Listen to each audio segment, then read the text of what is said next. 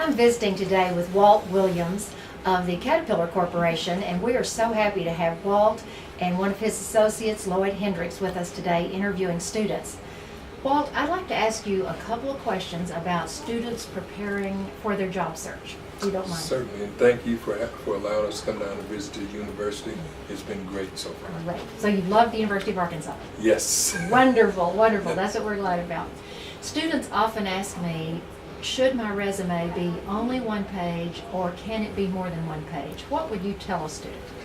I would tell most students that your resume needs to be one page, and the reason being is when you present your resume, and it's probably going to be primarily presented at career fairs, you want people to be able to take a look at your resume, find out the key things that you've done, and ask you some questions about them so you can elaborate on them.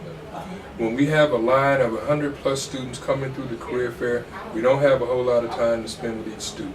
So you've got between 60 to 90 seconds to make an impression on us. 60 to 90 seconds. 60 to 90 seconds. So if you've got everything concise and to the point on one page, that way you can relay all the information to us that we need. Therefore, as we're reviewing your resume while we're talking to you, we'll make sure that we identify those things that are important to us as a corporation and take advantage of it.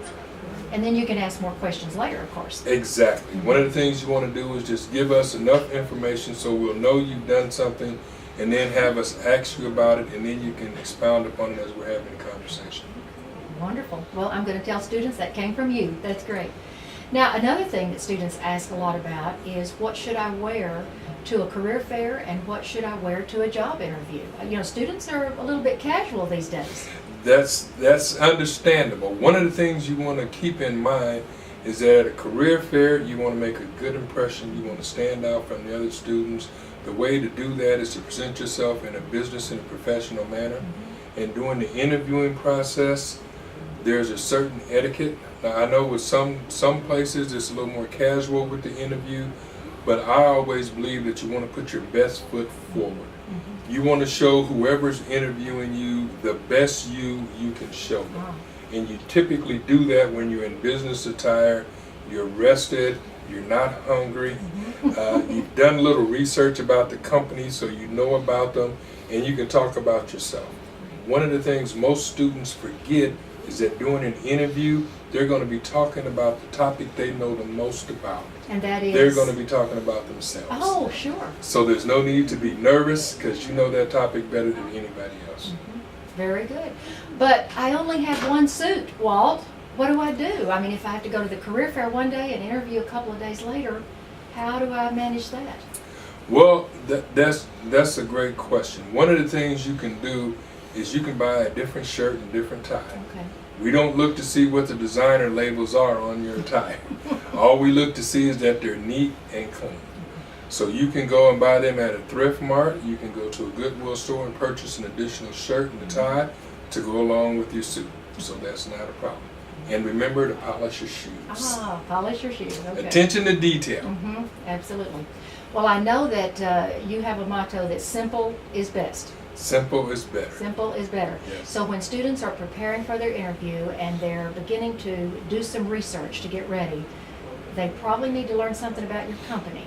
How could they do that in, let's say, 15 or 20 minutes?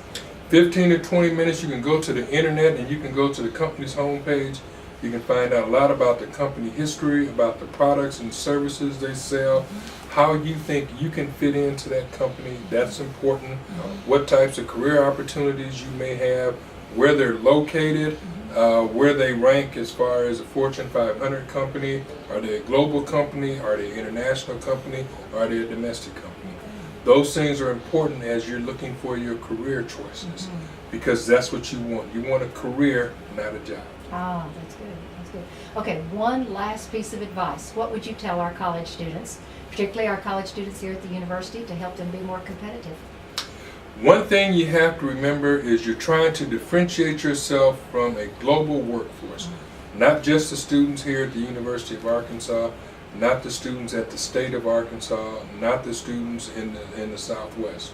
You're competing not only against the students in the United States, but the students abroad. There's a couple of things that I would recommend everybody do. Number one, you come to the interview, you be enthusiastic and happy.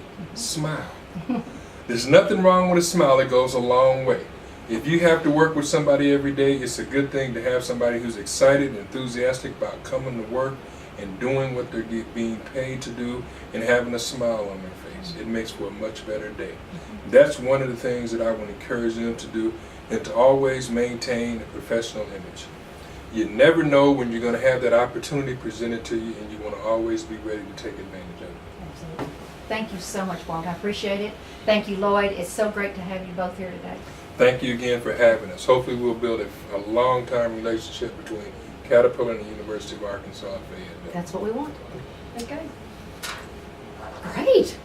Did I follow the script? Yes, we didn't do too many and-does, or I'm usually bad about and.